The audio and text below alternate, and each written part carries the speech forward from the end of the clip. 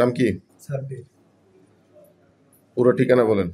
সাব্বির, মোহাম্মদ সাব্বির হোসেন। মোহাম্মদ সাব্বির হোসেন, বাপের নাম কি? সত্তার। বাড়ি কোথায়? গাজীপুর। তুমি কি করো? আমি এখানে কাজ করি। কি কাজ? ডায়াগনস্টিক সেন্টারে। আচ্ছা, তাহলে কার ডায়াগনস্টিক সেন্টারে? আমি কাজ করি মেডিকেয়ারে। মালিক কে? মালিক কে মেডিকেয়ারের?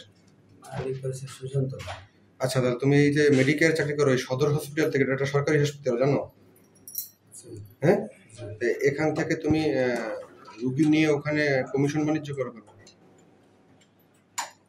উত্তর দাও।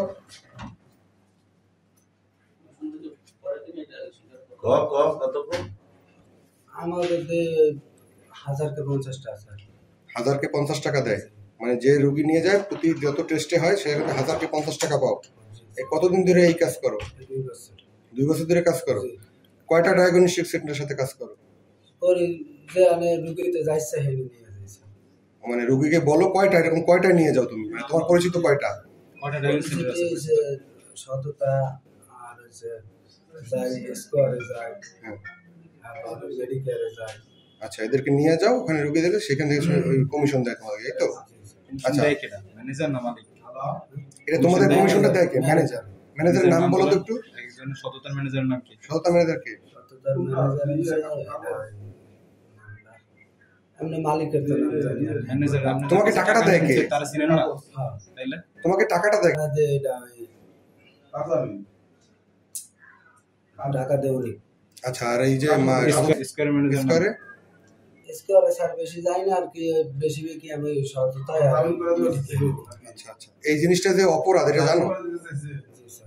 হ্যাঁ, অপরাধ যাই না তুমি 2 বছর ধরে, এটা কি মানে তুমি যাই না অপরাধ করার পানিশমেন্ট একরকম, আর না যাই না অপরাধ করার পানিশমেন্ট একরকম। তা তুমি তো 2 বছর ধরে করতেছো, জানতেছো।